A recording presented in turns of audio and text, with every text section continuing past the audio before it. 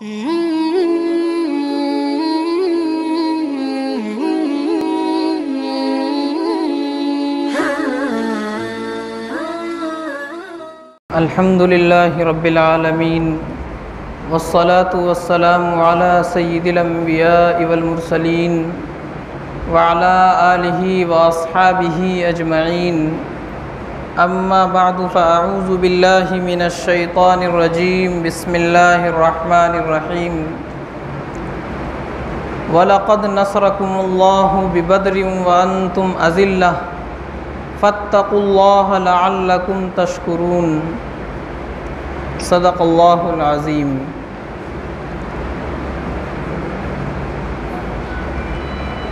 मोहतरम बुज़ुर्गों और अज़ीज़ दोस्तों, रमज़ान मुबारक की आज 17 तारीख़ है। ये तारीख़ इस्लाम के अंदर एक बहुत ही अज़ीम तारीख़ है, क्योंकि 17 रमज़ान मुबारक ये वो दिन है कि जिस दिन इस्लाम और कुफ्र की सबसे पहली फ़ैसला कुन जंग हुई है, जिसे ग़ज़वा बद्र या जंग बद्र कहा जाता है। जंग बद्र 17 रमज़ान मुबारक को ही हुई, सन 2 हिजरी में। आज 1442 हिजरी है, तो आज से ठीक 1440 साल पहले 17 रमज़ान मुबारक जुमे के दिन ग़ज़वा बद्र हुई। उस जंग में अल्लाह तबारक व तआला ने मुसलमानों की जो जमात थोड़ी सी थी, अल्लाह ने उसको ग़लबा अता फ़रमाया, और कुफ़ार बड़ी तादाद में थे, हथियार से लैस थे, लेकिन इसके बावजूद उनको शिकस्त हुई, वो मग़लूब हुए। अल्लाह की मदद से मुसलमान थोड़े थे, हथियार भी थोड़े थे, सवारियां भी थोड़ी थी, लेकिन इसके बावजूद अल्लाह ने मुसलमानों को गालिब फरमाया। तो वो जंग 17 रमज़ान मुबारक को ही आज की तारीख़ में। उसका सबब ये हुआ कि कुफ़ार मक्का ने, तमाम कबीलों ने मिलकर बहुत सारा माल जमा किया और अबू सुफियान की सरबराही में एक काफ़िला मुल्क शाम रवाना हुआ। उनका मकसद ये था कि ये सारी माल और दौलत एक जगह जमा करके तिजारत की जाएगी, और तिजारत से जो नफ़ा होगा उससे हम मुसलमानों के ख़िलाफ़ जंग की तैयारी करेंगे। तो अबू सुफियान की सरबराही में काफ़िला मुल्क शाम गया और वहाँ से तिजारत करके वापस आ रहा था। नबी पाक सल्लल्लाहु अलैहि वसल्लम को इल्म हुआ कि इस तरह का मामला है। अबू सुफियान की सरबराही में एक काफ़िला मक्के वालों का मुल्क शाम से आ रहा है और उनके पास इतना साजो सामान है। उनका मकसद ये है कि उससे जो नफ़ा हासिल होगा उससे हम मुसलमानों के ख़िलाफ़ जंग की तैयारी करेंगे। तो नबी सल्लल्लाहु अलैहि वसल्लम ने सहाबा को हुक्म दिया कि निकलो और मदीने से बाहर निकलो, उस काफ़िले को जा कर के रोकना है। ये मकसद था। नबी पाक सल्लल्लाहु अलैहि वसल्लम की तरफ से जब ये कहा गया तो सहाबा जिस हालत में थे उसी हालत में चल पड़े, क्योंकि हुजूर का और सहाबा का मकसद ये था कि आने वाला जो काफ़िला है उसको रोकना है। नबी ने फरमाया कि तुम लोग भी चलो, हो सकता है अल्लाह उस माल को तुम्हारे लिए माल गनीमत बना दे, तुम्हें वो माल मिल जाए। लड़ाई का इरादा नहीं था, जंग का इरादा नहीं था, बल्कि आने वाले उस काफ़िले को रोकने के लिए आप और सहाबा निकले हैं। तो बहुत से सहाबा थे जो नहीं जा सके और बहुत से सहाबा थे जो गए, वो भी ऐसे बेसरो सामान थे। 313 सहाबा की तादाद मदीने से निकली है नबी पाक सल्लल्लाहु अलैहि वसल्लम के साथ, जिनके पास 8 तलवारें हैं 2 घोड़े, 70 ऊँट, बस इतना सा साजो सामान है। एक एक ऊँट पर 3-3 सवार हो रहे हैं। इनका मकसद ये था कि जा करके हम उस आने वाले काफिले को रोकेंगे। उधर अबू सुफियान को, जो उस काफिले का अमीर था, उसको भी इत्तला हो गई जासूसों के ज़रिए कि मुसलमान मोहम्मद के साथ आकर के हमें लूटना चाह रहे हैं। तो उसने एक जासूस को फ़ौरन रवाना किया कि मक्का वालों को जाकर के इसकी इत्तला दी जाए कि हमारा काफ़िला ख़तरे में है, उसको मोहम्मद और उसके साथी लूटने वाले हैं। जब मक्का में खबर पहुंची तो मक्का वाले जोश में आ गए और अबू जहल की क़ियादत में 1000 का लश्कर मक्का में तैयार हुआ। उनके पास हथियार भी थे, सवारियां भी थी, एकदम पूरी जंग की तैयारी के साथ अबू जहल की क़ियादत में 1000 का लश्कर तैयार हुआ। इधर अबू सुफियान ने चालाकी की कि वो मदीने वाला रास्ता बदल करके समंदर के किनारे वाले रास्ते से वहाँ से निकल गया, मक्का की हद में दाखिल हो गया। नबी सल्लल्लाहु अलैहि वसल्लम को मालूम हुआ कि अबू सुफियान तो, जो हमारा मकसद था, असल जो हदफ था उस काफ़िले को रोकना, उस काफ़िले को रोकना जो मकसद था, वो काफ़िला तो निकल चुका है। और उधर से अबू जहल 1000 का लश्कर लेकर के मदीने पर मुसलमानों पर हमले के लिए आ रहा है। अबू जहल को बताया भी गया कि जो तुम्हारा मकसद था, तुम्हारा काफ़िला सही सलामत मक्का वापस आ गया, लिहाजा वापस चलो मक्का। लेकिन नहीं, अबू जहल ने कहा कि अब तो हम मोहम्मद और उसके साथियों को ख़त्म करके ही लौटेंगे। वो मदीने की तरफ आगे बढ़ा। नबी पाक सल्लल्लाहु अलैहि वसल्लम को भी खबर हुई कि अबू जहल की क़ियादत में 1000 का लश्कर, जिनके पास हथियार है, जंगी सामान है, घोड़े हैं, सवारियां हैं, वो हमसे मुकाबले के लिए आ रहा है।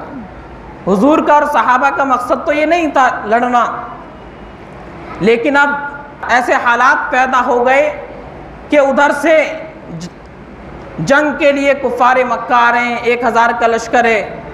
अब सहाबा से मशवरा किया नबी पाक सल्लल्लाहु अलैहि वसल्लम ने कि अब क्या किया जाए। हमारा मकसद तो लड़ना नहीं था, लेकिन वो लोग आ रहे हैं, तो अब हमें क्या करना चाहिए, तुम लोग मशवरा दो। हज़रत अबू बकर, हज़रत उमर रज़ी अल्लाह ताला अन्हु खड़े हुए और उन्होंने कहा, या रसूल अल्लाह, आप जो चाहें करें, हम आपके साथ हैं। हमारी जान, हमारा माल, सब कुछ आप पर कुर्बान है, आप जो चाहें करें, हम आपके साथ रहेंगे। हुजूर ने फरमाया और मशवरा दो। हज़रत मिक़दाद बिन अस्वद एक सहाबी हैं, वो खड़े हुए कहा कि या रसूल अल्लाह, आपको जो हुक्म दिया गया आप उसको करिए, हम आपके साथ रहेंगे।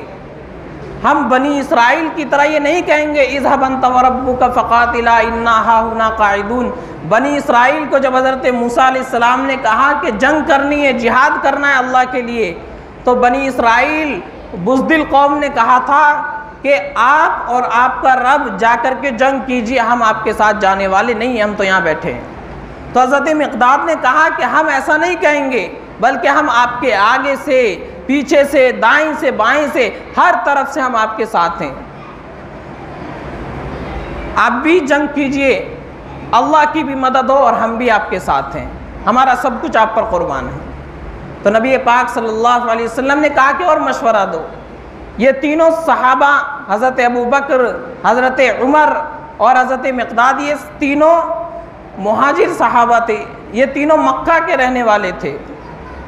हुजूर का मकसद ये था कि अंसारी सहाबा जो मदीने के रहने वाले हैं, वो भी कुछ कहे।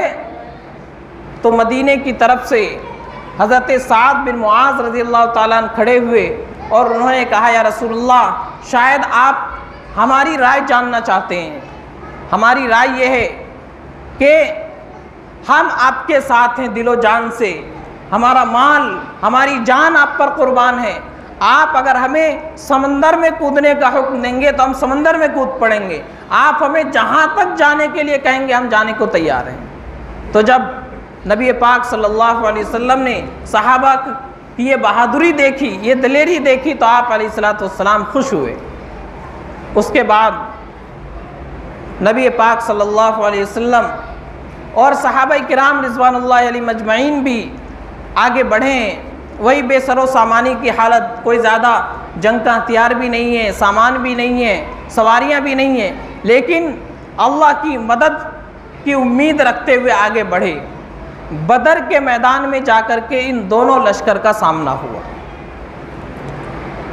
जब मदीना से मक्का की तरफ आते हैं तो एक छोटी सी बस्ती, एक छोटी सी जगह है जिसका नाम बदर है।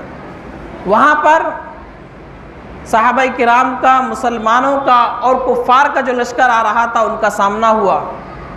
नबी पाक सल्लल्लाहु अलैहि वसल्लम ने एक जगह जाकर के एक तरफ मैदान में पड़ाव डाला। सन 2 हिजरी की बात है, रमज़ानुल मुबारक का महीना, 16वीं तारीख़ रमज़ान की थी। शाम के वक्त आप सल्लल्लाहु अलैहि वसल्लम सहाबाए किराम रिज़वानुल्लाहि अलैहिम अजमईन को बतला रहे हैं कि तुम्हें क्या करना है। और नबी पाक सल्लल्लाहु अलैहि वसल्लम मैदान के मुआयने के लिए जब निकले तो आपने इशारा फरमा दिया कि इस जगह फुला काफिर की मौत होगी, इस जगह फुला काफिर की मौत होगी। और अगले दिन जब जंग हुई है तो बिल्कुल वैसा ही हुआ जैसा आपने बताया था। 16 तारीख को शाम हो गई। नबी पाक सल्लल्लाहु अलैहि वसल्लम अल्लाह के सामने आजिज़ी और इंकिसारी के साथ दुआ कर रहे हैं, रो रहे हैं। आप सल्लल्लाहु अलैहि वसल्लम दुआ फरमा रहे हैं कि अल्लाह, कुफ्र और इस्लाम का मुकाबला है, हक़ और बातिल का मुकाबला है। अगर आपने मदद नहीं की तो ये जो छोटी सी जमात है, अगर आज आपकी तरफ से मदद नहीं आई तो हमेशा के लिए ज़मीन पर आपकी इबादत ख़त्म हो जाएगी, क्योंकि काफिरों का गलबा हो जाएगा। ये छोटी सी जमात जो आपको मानने वाली है, हक़ का साथ देने वाली है, आप इसकी मदद फरमाइए। तो सारा काफ़िला सो रहा है, नबी पाक सल्लल्लाहु अलैहि वसल्लम रो रहे हैं। उधर अल्लाह की तरफ से बारिश हो रही है, आसमान से पानी बरस रहा है, और इधर नबी पाक सल्लल्लाहु अलैहि वसल्लम की आंखों से आंसू जारी हैं। और आप अल्लाह से मदद मांग रहे हैं कि अल्लाह, ये मुख्तसर सी मुट्ठी भर जमात है, अगर आपने इसकी मदद नहीं की तो फिर ज़मीन पर आपकी इबादत करने वाला कोई नहीं बचेगा।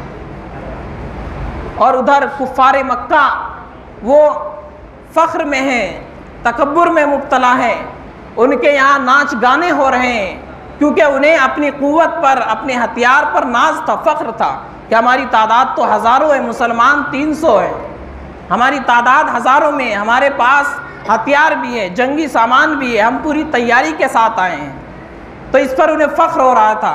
और उधर नबी पाक सल्लल्लाहु अलैहि वसल्लम दुआ फरमा रहे हैं अल्लाह से, और इस कदर रो रहे हैं कि हज़रत अबू बकर सिद्दीक़ रज़ी अल्लाह ताला अन्हु आगे बढ़ते हैं, आपके शाने मुबारक पर हाथ रखते हैं, कहते हैं या रसूलल्लाह बस कीजिए, काफ़ी है, इंशाअल्लाह अल्लाह की तरफ से मदद आएगी, हमारी फतह होगी। लेकिन नबी पाक सल्लल्लाहु अलैहि वसल्लम दुआ फरमा रहे हैं बराबर। अगले दिन जब सुबह हुई, 17 रमज़ान मुबारक जुमे का दिन, आप अलैहिस्सलातु वस्सलाम सहाबाए किराम रिज़वानुल्लाहि अलैहिम अजमईन की सफ़बंदी फरमा रहे हैं, सहाबा को मोर्चा संभाल रहे हैं, सहाबा को बता रहे हैं कि किसको कहाँ खड़ा होना है, सफ़े सीधी फरमा रहे हैं। तो ये नबी पाक सल्लल्लाहु अलैहि वसल्लम की सीरत से उम्मत को सबक दिया जा रहा है कि एक तरफ तो नबी पाक सल्लल्लाहु अलैहि वसल्लम ये जंगी तैयारी भी फरमा रहे हैं, सहाबा को ट्रेनिंग भी दे रहे हैं कि तुम्हें लड़ना किस तरीके से, और दूसरी तरफ अल्लाह के सामने आजिज़ी और इंकिसारी के साथ दुआ भी फरमा रहे हैं। ये उम्मत को तालीम दी जा रही है कि सिर्फ असबाब पर भरोसा नहीं करना कि हमने असबाब इख्तियार कर लिया और बस काफ़ी है, नहीं। और दूसरी तरफ ये तालीम दी जा रही है कि सिर्फ अल्लाह पर भरोसा कर लेना और दुनिया का साजो सामान और असबाब इख्तियार ना करना, ये भी बेवकूफ़ी की बात है। कोई आदमी बीमार हो गया, दवाई न ले, डॉक्टर के पास न जाए और कहे कि अल्लाह जो करेगा अच्छा करेगा, अल्लाह पर भरोसा रखे, ये बेवकूफ़ी की बात है। असबाब भी इख्तियार करना पड़ेगा, दुनिया दारुल असबाब है। बहुत सारे लोग इस वक्त वबा फैली हुई है, बीमारी फैली हुई है, कहते हैं अल्लाह जो करेगा वो होगा, अल्लाह के करने से होता है। क्या ज़रूरत है मास्क लगाने की, क्या ज़रूरत है सैनिटाइज़र करने की, क्या ज़रूरत है एहतियात करने की, तो ये बेवकूफ़ी की बात है। नबी पाक सल्लल्लाहु अलैहि वसल्लम सबक दे रहे हैं कि मैदान में आप सहाबा को तैयार भी कर रहे हैं, सहाबा के अंदर बहादुरी और जोश भी पैदा फरमा रहे हैं, और रात को अल्लाह के सामने दुआ भी फरमा रहे हैं। तो नबी पाक सल्लल्लाहु अलैहि वसल्लम ये सबक दे रहे हैं कि तुम्हें असबाब भी इख्तियार करना है, लेकिन असबाब पर भरोसा नहीं करना, भरोसा अल्लाह की ज़ात पर करना है। तो बीमारी और वबा फैली हुई है, इस वक्त हमें एहतियात भी करना है, दवाई भी लेनी है, और भरोसा अल्लाह की ज़ात पर रखना है।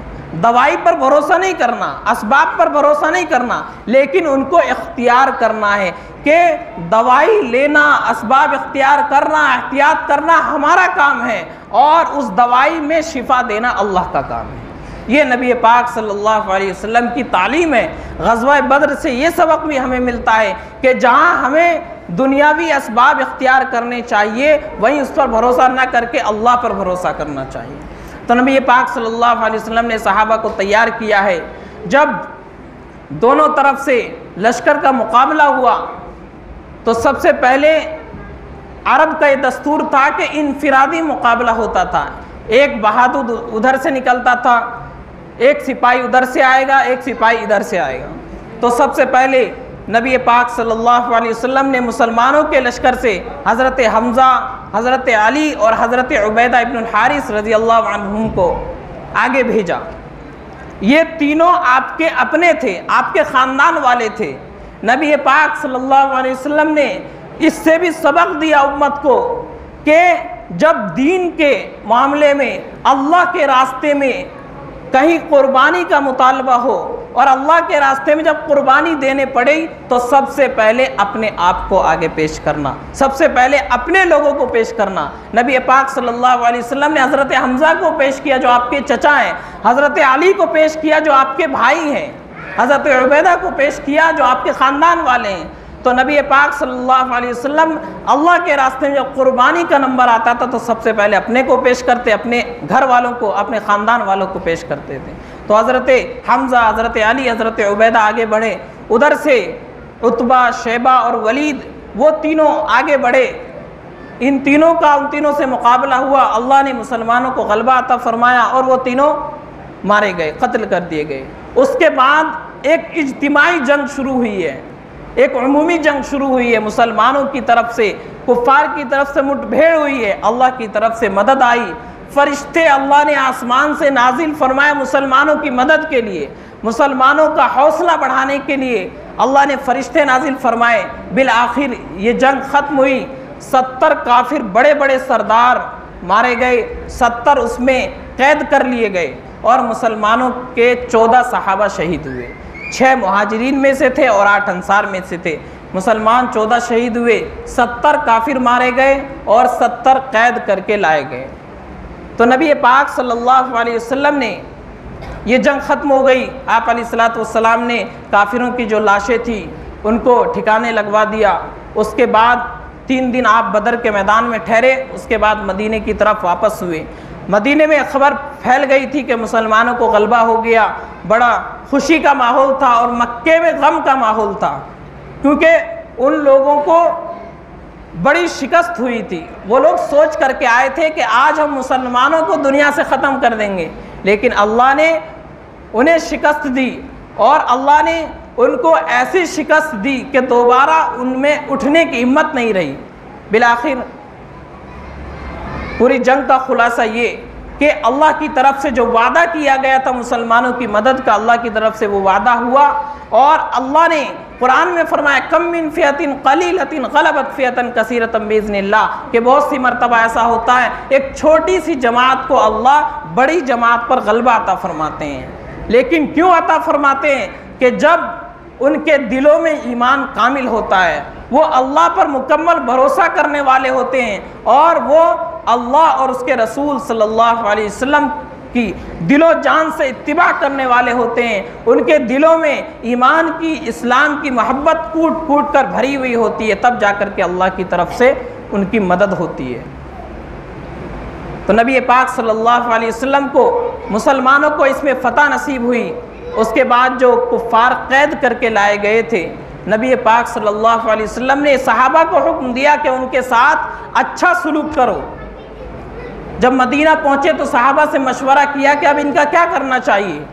तो हज़रत उमर रज़ी अल्लाह ताला ने ये राय दी कि या रसूलल्लाह, ये कुफ्र के सुतून है, इनको ख़त्म कर देना चाहिए, इनको कत्ल कर देना चाहिए।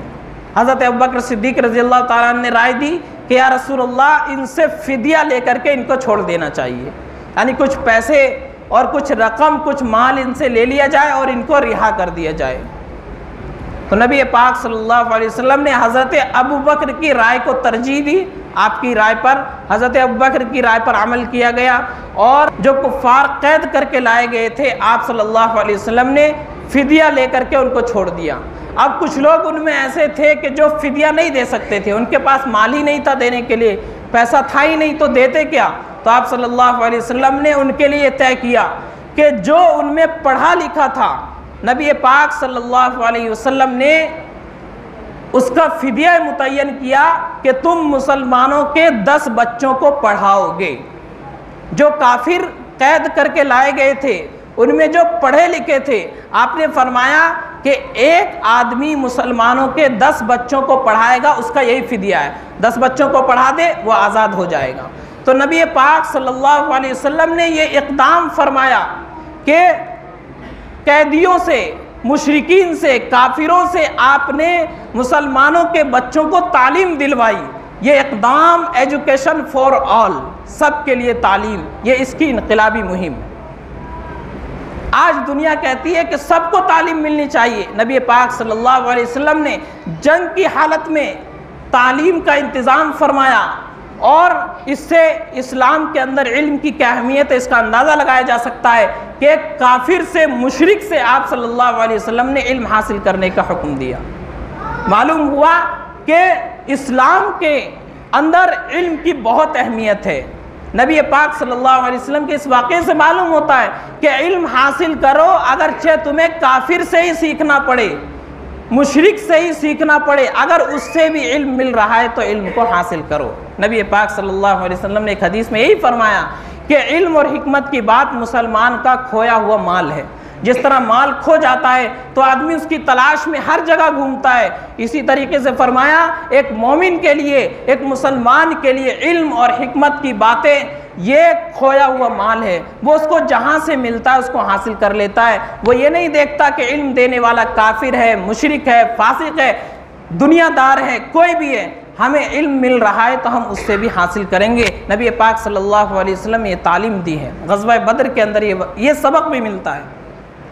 तो बहरहाल नबी पाक सल्लल्लाहु अलैहि वसल्लम ने जो लोग माल दे सकते थे उनसे माल लेकर आज़ाद कर दिया, और जो माल नहीं दे सकते थे, पढ़े लिखे थे, उनसे कहा कि तुम मुसलमानों के 10 बच्चों को पढ़ाओ, यही तुम्हारा फ़िदिया, इसके बाद तुम आज़ाद हो जाओगे।